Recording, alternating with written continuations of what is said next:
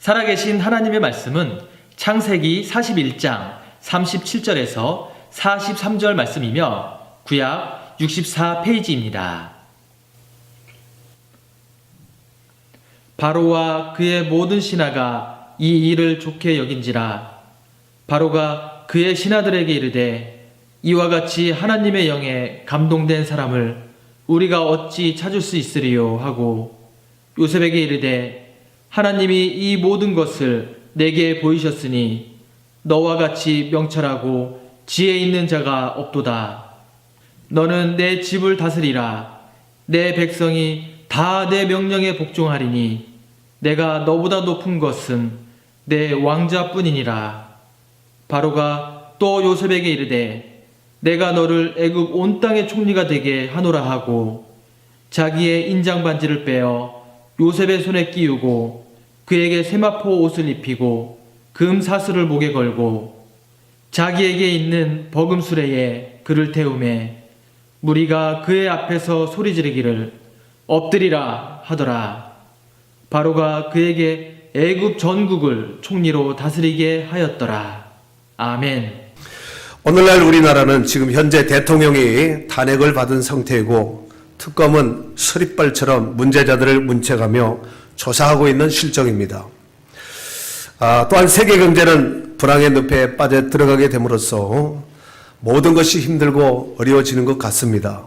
저는 이러한 때에 오늘 본문에 등장하는 요셉과 같은 사람만 있으면 얼마나 좋을까라고 생각하며 주여 우리에게 이 민족에게 요셉과 같은 사람을 인물을 세워주옵소서 이런 마음으로 기도하는 마음으로 말씀을 준비하였습니다. 요셉 한 사람의 영향력으로 위기에 처한 애굽을 건질 뿐만 아니라 그 당시에 환난과 위기에 처한 수많은 사람들과 주변에 있는 나라들까지 건져낸 사람이 바로 요셉이었습니다.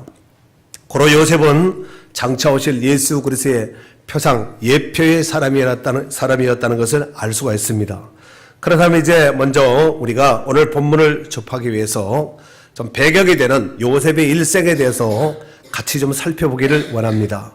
여러분도 잘 아시다시피 요셉은 그 아버지 야곱이 가장 총애하고 사랑했던 라헬의 첫 번째 아들입니다. 그로 말미암아서 요셉은 야곱의 각별한 총애 속에서 어린 유년 시절을 잘 보내게 되었습니다. 그러는 중에 어느 날 신기한 꿈을 꾸게 되지요. 그 꿈의 내용인즉 추수하는 밭에서 곡식단을 요셉이 묶고 있는데 자신의 곡식단은 가운데 서 있고 형제들의 곡식단은 11곡식단은 자기 주변을 빙 돌아서 서서 요셉의 곡식단에게 절을 하는 이런 모습의 꿈이었습니다. 그리고 두 번째 꿈은 해와 달과 11별이 요셉에게 절하는 꿈을 통하여서 그 꿈을 요셉이 형제들에게 또 아버지에게 말을 하자 형제들이 굉장히 심기가 불편한 모습으로 요셉을 대하는 모습을 보게 됩니다. 그 후 아버지 야곱의 심부름차 형들의 안부를 묻기 위해서 이제 들녘에 갔던 요셉은 형들의 손에 의하여서 미디안 상인들에게 그만 팔려지고 말았습니다. 그 후 요셉은 애굽의 바로의 시대장인 보디발 장군의 집에 노예로 팔려지게 됩니다. 그리고 요셉은 그곳에서 신실하게 일함으로 보디발 장군의 눈에 띄었고 눈에 들었고 보디발 장군은 그에게 가정총무라는 직함을 주었습니다. 하지만 그것도 얼마 못 가서 보디발 장군의 아내의 모함으로 인해서 요셉은 감옥에 갇히게 됩니다. 감옥에 간 요셉은 그곳에서도 신실하게 자기 일을 잘 돌봄으로 인해서 간수장의 마음에 들었고 간수장은 옥중의 모든 죄수들의 사무 재반 업무를 요셉에게 담당케 했습니다. 그리고 얼마 뒤에 바로의 술 맡은 관원장과 떡 맡은 관원장이 애굽의 바로 왕 앞에 범죄하게 되어서 시대장 집에 요셉이 갇혀있던 그 감옥에 갇히게 되었습니다. 어느 날 두 사람이 꿈을 꾸었는데 그들이 꿈을 꿨지만 이 꿈을 해석해 줄 수 있는 사람이 없는 거예요. 그런데 요셉이 그들의 꿈을 잘 해석해 줌으로 말미암아서 술 맡은 관원장은 복직이 되었고 떡 맡은 관원장은 그 꿈대로 이제 사형에 처해서 죽고 말았습니다. 요셉은 복직하는 술 관원장에게 부탁하며 이르기를 당신이 복직되면 나의 이 억울함을 바로에게 말하여서 자신을 감옥에서 풀어줄 것을 요청하였습니다. 하지만 이 술 맡은 관원장은 복직 이후에 요셉의 일에 대해서는 까맣게 잊고 말았습니다. 시간이 흐른 뒤에 바로가 신기한 꿈을 꾸게 됩니다. 내용인즉 바로가 어느 날 나일 강가에 가만히 서 있는데 아름답고 살찐 암소 7이 강에서부터 올라와서 갈밭에서 갈대를 뜯어먹고 있을 때에 잠시 후에 흉하고 파리한 다른 7 암소가 올라와서 전에 먼저 나왔던 아름답고 살찐 7 암소를 잡아먹는 꿈이었습니다. 바로가 펄떡 깨어보니 꿈이었습니다.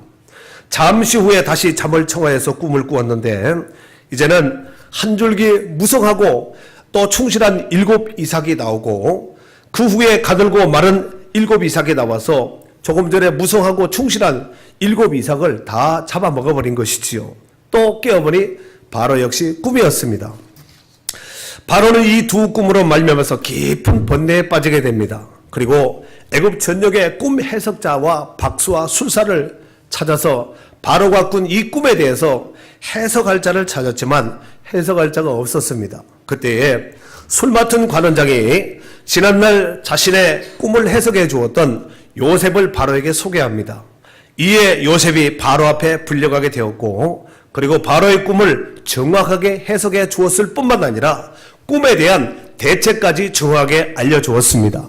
그 내용인즉 7년 풍년 뒤에 상상할 수 없는 7년 기근이 오게 된다는 것입니다. 그리고 그 문제를 해결하기 위하여서 지혜로운 사람을 세워서 장차올 이 7년 기근의 재앙을 잘 준비하게 되면 애굽은 망하지 않고 이제 많은 사람들이 죽지 않을 것입니다. 여기에 대한 해석을 해주었다는 것입니다. 그리고 오늘 본문의 말씀은 37절 이하는 요셉이 바로의 꿈을 해석한 그 꿈 이후에 되어진 일들에 대해서 소개하고 있습니다. 자, 먼저 오늘 본문 한번 37절서 43절인데 한번 다 같이 한번 길지 않으니까 같이 한번 읽도록 하겠습니다. 바로가 37절서부터 43절에 있는 말씀이에요. 크게 한번 읽도록 하겠습니다. 시작. 바로와 그의 모든 신하가 이를 좋게 여긴지라. 바로가 그의 신하들에게 이르되 이와 같이 하나님의 영에 감동된 사람을 우리가 어찌 찾을 수 있으리요 하고 요셉에게 이르되 하나님이 이 모든 것을 내게 보이셨으니 너와 같이 명철하고 지혜 있는 자가 없도다. 너는 내 집을 다스리라. 내 백성이 다 명령에 phục 종하리니 내가 너보다 높은 것은 내 왕자뿐이니라. 바로가 또 요셉에게 이르되 내가 너를 애굽 온 땅의 총리가 되게 하노라 하고 자기의 인장 반지를 빼어 요셉의 손에 끼우고 그에게 세마포 옷을 입히고 금사슬을 목에 걸고 자기에게 있는 복음 술에 그를 태우매 무리가 그의 앞에서 소리 지르기를 엎드리라 하더라. 바로가 그에게 애굽 전국을 총리로 다스리게 하였더라. 아멘. 여러분, 바로의 꿈 해석을 잘 해주고 해석만 해줘서 될 것이 아니라 해석 이후에 그 문제에 대한 처리 방법까지 해결한 이 요셉의 꿈 해석을 듣고 바로도 지금 탐복을 하고 있고 바로의 신하들도 그 앞에서 지금 탐복을 하고 있는 상황입니다. 그리고 지금처럼 청문회를 통하여서 총리를 인준한 것이 아니라 권자에 앉은 바로가 총리를 세우면 그가 총리가 되는 겁니다. 만약에 요셉을 지금같이 애굽에서 청문회를 해서 요셉을 총리로 세우려고 만약에 했다면 절대로 못 됐을 거예요. 왜냐하면 일단 요셉은 출신이 애굽 사람이 아닙니다. 종이고 노예고 팔려온 자가 아니겠습니까? 절대로 될 수가 없습니다. 하나님의 은혜로 정말 그야말로 은혜로 요셉은 바로에 의해서 총리가 되었고 이제 그 인준으로 바로는 요셉에게 4가지를 증표를 줍니다. 첫 번째, 자기의 인장 반지를 빼가지고 요셉의 손가락에 끼워줍니다. 모든 문서는 바로 왕의 이 인장 반지를 찍어야만 이 공식적인 이제 행정이 돌아가게 되는 것이지요. 그런데 이 인장 반지를 요셉의 손에 끼웠다는 것은 모든 애굽의 행정에 대한 모든 부분을 위임했다는 것이지요. 두 번째로 세마포 옷을 입었습니다. 당시 애굽 사람들이 입었던 이 세마포 옷은 흰옷을 입었습니다. 흰옷. 그래서 이 흰옷은 존귀함을 나타내는 옷입니다. 그래서 여러분 우리가 모르드게가 푸르고 흰 조복을 입은 거 여러분 기억나시지요? 그래서 그 옷을 입혔고 목에는 금사슬을 입혔습니다. 그래서 이 금사슬은 존귀함을 아주 고귀함을 나타내는 표시지요. 아무라고 다르는 것이 아닙니다. 그리고 결정적인 것은 바로가 탔던 버금수레를 요셉에게 위임하면서 너 앞으로 이걸 타고 다녀라 하면서 이제 버금수레까지 위임하여서 주는 이 모습을 오늘 소개하고 있으면서 주변에 있는 신하들이 말하기를 엎드리라 했더니 온 신하들이 온 천하가 그 앞에 엎드리는 이런 모습을 오늘 본문에서는 소개하고 있습니다. 자, 그렇다면은 오늘 요셉에 대해서 일생에 대해서 한 세 가지 요셉은 어떤 사람이었는가? 물론 얼마든지 세 가지 이상의 모습을 펼칠 수 있겠지만 세 가지만 요약해서 말씀해서 정리하면은 첫 번째로 요셉은 하나님의 사람이었다는 것입니다. 크게 아멘 합시다. 38절 말씀에 보니까 바로가 그의 신하들에게 이르되 이와 같이 하나님의 영에 감동된 사람을 우리가 어찌 찾을 수 있으리요? 하나님의 영에 감동된 사람을 우리가 어찌 찾을 수 있으리요? 이 말을 누가 했냐면은 하나님을 경외하지 않고 하나님을 알지 못하고 하나님을 믿지 않는 이방 땅 황제인 바로가 지금 고백하고 있는 것입니다. 이와 같이 하나님의 영에 감동될 사람을 우리가 어찌 찾을 수 있으리요? 있다는 얘기예요? 없다는 얘기예요? 없다는 얘기가 아니겠습니까? 여러분, 요셉의 신앙은 하나님 앞에서의 자세를 잃지 않았던 코람데오의 사람이었다는 겁니다. 이를테면 아버지 집에 있을 때나 보디발 장군의 집에 있을 때나 감옥에 있을 때나 언제나 한결같은 모습으로 코람데오의 자세로 신실한 이런 사람이었다는 것입니다. 그리고 천지의 주인 되신 그 하나님께서 요셉의 모든 환난과 고난과 억울함을 한순간에 다 보상해 주신 줄로 믿습니다. 그리고 더 나아가서는 일찍 어려서 꿈을 꾸었던 그 꿈에 대한 꿈을 그대로 하나님께서 성취시켜 주셨다는 것입니다.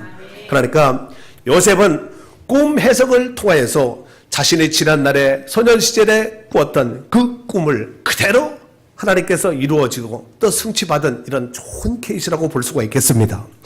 갈라디아서 6장 9절 말씀해 보니까 우리가 선을 행하되 낙심하지 말지니 포기하지 아니하면 때가 이름에 거두리라 라고 말씀하셨습니다. 여러분, 정말 선을 행하다가 낙심하지 말고 끝까지 그 약속을 부여잡고 정말 이루실 때까지 그 하나님의 신실한 약속을 부여잡고 우리도 요셉같이 승리하는 복 있는 성도들이 되어야 될 줄로 믿습니다. 두 번째로 요셉은 현장의 사람이었습니다. 그러니까 요셉은 총리가 된 뒤에 애굽 온 땅을 순찰해왔다는 것입니다. 우리 한번 45절 46절 한번 읽도록 하겠습니다. 시작. 그가 요셉의 이름을 사브랏 바네아라 하고 또 온 제사장 보리벨의 딸 아스낫을 그에게 주어 아내로 삼게 하니라. 요셉이 나가 애굽 온 땅을 순찰하니라. 요셉이 애굽 왕 바로 앞에 설 때 30세라. 그가 바로 앞을 떠나 애굽 온 땅을 순찰하네. 그렇습니다. 여기서 나오는 요셉의 이름을 이 바로가 이름을 개명시켜 주시죠. 뭐라고 했냐면은 사브랏 바네아라고 말을 합니다. 이 사브랏 바네아라는 뜻은 온 세상의 구원자라는 뜻입니다. 그래서 요셉을 일컬어서 온 세상을 살리고 구원할 자이다 하고 이름을 개명시켜 주셨다는 것입니다. 그리고 45절 하반절 46절 하반절에 보니까 요셉이 나가 애굽 온 땅을 순찰하니라.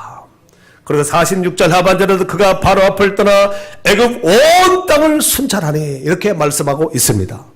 여러분, 요셉은 총리로서 높은 권자에 앉아서 얼마든지 자기의 권자 또 권위로서 명령하여서 또 일을 시킬 수가 있고 그 일 시킨 사람으로부터 보고를 받아서 얼마든지 편하게 총리직을 감당할 수 있는 이런 사람이 될 수도 있었습니다. 하지만 요셉은 탁상에 앉아서 일을 처리한 것이 아니라 현장에 나가서 직접 순찰을 했다는 것입니다. 순찰을 하되 자기가 좋아하는 지역만 간 것이 아니라 온 땅을 순찰했다는 거예요. 아멘입니까? 여러분, 우리가 일을 하다 보면은 현장에 나가서 보는 것과 아래 사람에게 보고를 받는 것 그 사이에서 현저한 차이가 나는 이런 모습을 때로는 느낄 때가 있습니다. 그리고 나가되 형식적으로 어느 부분만 보고 온 것이 아니라 실제로 그 땅 전체 온 땅을 돌보았다고 오늘 45절과 46절 하반절에는 이와 같이 소개하고 있습니다. 그러니까 이 현장의 돌봄의 역사가 요셉에게 있었듯이 또한 우리가 자기 일을 돌봄에 있어서 자기 하나만 해서 이 일만 해서 그냥 이렇게 해서 앵무새처럼 짓지 말고 정말 모든 일을 입체적으로 앞에서도 보고 뒤에서도 보고 옆에서도 보고 위에서도 보고 아래도 보고 멀리도 보고 가까이도 보고 주변의 사람 이야기도 들어보고 자기가 생각하고 연구하고 자료도 살펴서 이 모든 것을 정말 중하게 잘 볼 수 있도록 이렇게 해안 있는 사람이 되어야지 그냥 주마간산격으로 그냥 쓱 지나가면서 그 일 이렇게 되면은 굉장히 곤란할 수 있는 입장에 처할 수가 있다는 것입니다. 그러므로 우리가 주의 일을 감당함에 있어서 그 일이 크든지 작든지 요셉이 섬세하게 자기가 맡겨진 그 모든 일들을 섬세하게 보았듯이 우리가 하나님께서 맡기신 이 모든 직임과 사명 앞에서도 온 땅을 살폈던 이 요셉과 같이 정말 그 일을 잘 살펴서 모든 것을 정확하게 알고 또 판별하고 일을 결정함에 있어서 진행함에 있어서 잘 추리해 나가는 복 있는 성도들이 되어야 될 줄로 믿습니다. 그리고 마지막 세 번째로 요셉은 다음 세대와 미래를 준비한 사람이었다는 것입니다. 47절서 49절까지 한번 또 읽도록 하겠습니다. 47절서 49절에 읽습니다. 시작. 일곱 해 풍년의 토지 소철이 쉼이 많은지라 요셉이 애굽 땅에 있는 그 7년 곡물을 거두어 각 성에 저장하되 각 성읍 주의 밭의 곡물을 그 성읍 중에 쌓아두매 쌓아둔 곡식이 바다모래같이 쉼이 많아 세기를 그쳤으니 그 수가 한이 없었음이었더라. 아멘. 여기 보니까 몇 가지 중요한 것이 있는데 쉼이 많은지라 47절 하반절 또 48절 중반절에 보니까 각 성에 저장하되 48절 하반절 그 성 중에 쌓아두매 49절 중반절 쉼이 많아 세기를 그쳤으니 그 수가 한이 없었다는 거예요. 그러니까 카운팅을 이 숫자를 세우는 것을 이게 숫자 세는 것이 의미가 없다 할 정도로 각 성읍마다 어마어마한 성에다가 이 양식을 쌓았다는 것입니다. 여러분 요셉은 이 심각한 어려움이 온다는 것을 미리 알고 철저하게 준비하였다는 것입니다. 그런 말미암아서 7년대 풍년이 왔을 때 그 모든 곡식을 팔아 먹지 않고 소비하지 않고 각 성마다 철저하게 비축하였고 오늘날 우리도 정말 이 비축한 미래를 위해서 어려울 때를 위해서 비축했던 이 요셉의 지혜로 말미암아서 정말 우리 시대 가운데 잘 준비함을 해서 그 어려움도 넉넉한 부여 속에 뛰어넘을 수 있는 복 있는 성도들이 되어야 될 줄로 믿습니다. 출애굽시 홍해 앞에 선 이스라엘 백성들은 지도자 모세를 원망하며 불평하면서 이르기를 이제라도 우리가 한 장관을 세워서 지금이라도 늦지 않아서 애굽으로 돌아가자는 것이지요. 그러고 있을 때 지도자 모세는 하나님 앞에 간절히 부르짖어 기도했습니다. 그때 하나님께서 뭐라고 말씀하셨냐면은 일단 출애굽기 14장 13절 이하에 보면은 모세가 백성에게 이르되 너희는 두려워하지 말고 가만히 있어서 여호와께서 오늘 너희를 위하여 행하시는 구원을 보라. 너희가 오늘 본 애굽 사람을 영원히 다시 보지 못하리라. 보지 아니하리라. 여호와께서 너희를 위해 싸우시리니 너희는 가만히 있을지니라. 여호와께서 모세에게 이르시되 너는 어찌하여 내게 부르짖느냐. 이스라엘 자손에게 명령하여 앞으로 나아가게 하고 지팡이를 들고 손을 바다 위로 내밀어 그것이 갈라지게 하라. 이스라엘 자손이 바다 가운데 마른 땅으로 행하리라 라고 말씀하셨습니다. 그러면은 이 말씀이 그대로 성취되었는가? 이제 14장 21절에 보면은 모세가 바다 위로 손을 내밀되 여호와께서 큰 동풍으로 밤새도록 바닷물을 물러가게 하시니 물이 갈라져 바다가 마른 땅에 던지라 그랬어요. 이게 강물이 아니라 홍해 바다입니다. 지도로 보니까 이렇게 길쭉한 우리 섬과같이 이렇게 이 정도 강폭 되는가 보다 이렇게 생각할지 몰라도 그 현장에 가서 보면은 이집트에서 지금 이스라엘에서 건너편이 사우디아라비아거든요. 끝도 보이지 않습니다. 보이지도 않습니다. 이렇게 보일 듯 말 듯은 그렇게 넓은 바다입니다. 근데 이 바다를 이스라엘 백성들은 무슨 땅으로 건너갔다고요? 마른 땅으로 갔다는 거예요. 여러분 어떤 사람이, 어떤 건축가가, 어떤 정치가가 이런 일을 할 수가 있겠습니까? 여러분, 이 일을 지어 성취하신 하나님께서 이 일을 이스라엘 백성들을, 자기 백성들을 위해서 하신 거예요. 올 한 해도 하나님께서 우리에게 정말 사람이 상상할 수 없는 그 어떤 정치가, 어떤 경제가가 예측 불허의 이런 일들을 하나님께서 우리 교회, 여러분의 가정에, 여러분의 직장의 자녀들에게, 저에게도 임할 수 있기를 주의 이름으로 축원합니다. 사랑하는 성도 여러분, 오늘 본문은 요셉의 일생 가운데 잘한 것 중에 여러분 많습니다만은 정말 그 모든 것이 다 잘했다 할지라도 7년 기근이 오는 것을 알고 준비하지 않았다면 결정적인 실패요. 그 역시 7년 기근 시에 굶어 죽고 말았을 것입니다. 하지만 요셉은 그것을 알고 철저하게 준비했다는 사실입니다. 이를테면 7년 대풍년 시에 국고성을 각 마을 성읍마다 건축을 하였고, 또 합당한 세제를 개편하였고, 또 현장 순찰을 게으르지 않고 직접 돌보면서 온 땅을 순찰하면서 감찰하면서 철저하게 준비하였다는 것입니다. 그래서 그 준비함을 통하여서 7년 기근 시 그 영향력을 통하여서 아버지 야곱과 그 가족들을 다 살려내고, 아멘, 가문을 살려냈다는 것이요, 애국을 살려내고 주변에 있는 사람들과 주변에 있는 모든 나라들을 다 살려내게 된 줄로 믿습니다. 이 요셉은 장차 신약시대에 오셔서 온 인류를 구원할 예수 그리스도의 예표적인 사람이었습니다. 요셉의 선한 영향력은 그 시대에 국한되었지만 예수 그리스도는 오고 오는 세대 중에 영원한 구원의 선물로 우리에게 안겨주신 줄로 믿습니다. 로마서 5장 17절 말씀에 보면은 한 사람으로, 한 사람의 범죄로 말미암아 사망이 그 한 사람을 통하여 왕노릇하였은 즉 더욱 은혜와 의의 선물을 넘치게 받은 자들은 한 번 예수 그리스도를 통하여 생명 안에서 왕노릇하리로다 그랬습니다. 아담 한 사람으로 온 인류가 죽게 되었지만 한 번 예수 그리스도의 영향력으로 인해서 온 천하가, 온 세상이 살게 되었다는 말씀입니다. 이제 우리 교회는 지금껏 베풀으신 하나님의 은혜를 잊지 말고 감사함으로 가슴에 새게 될 줄로 믿습니다. 그리고 좀 더 나아가서 오늘과 같은 기회의 날이 주어졌을 때 내일을 위해서, 그리고 미래를 위해서, 다음 세대를 위해서 투자하고 준비하는 교회요, 또 준비된 성도들이요, 또 주의 종이 될 수 있기를 주의 이름으로 축원합니다.